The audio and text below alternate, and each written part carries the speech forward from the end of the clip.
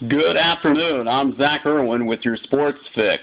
Larry Munson, the longtime voice of the Georgia Bulldogs, died late Sunday night from complications from pneumonia. Munson came to the University of Georgia from Vanderbilt in 1966 and announced the football games for the Dogs for 42 years. Munson will be best remembered for his Lindsey Scott call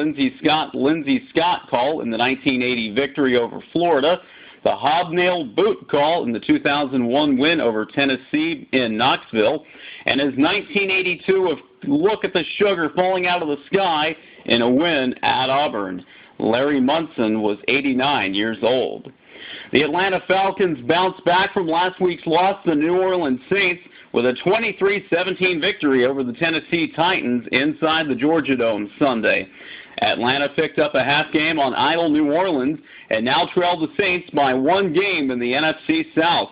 The Falcons will host the Minnesota Vikings on Sunday. The new BCS rankings came out last night. LSU stays at top of the standings. Alabama moves up one spot to number 2, and Arkansas moves on up to number 3.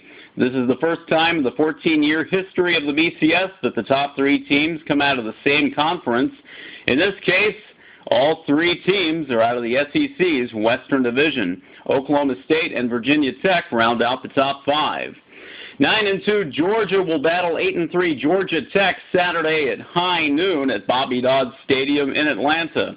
Georgia head coach Mark Richt says freshman tailback Isaiah Crowell will play in this one after he injured his ankle after only 2 carries in Saturday's win over Kentucky.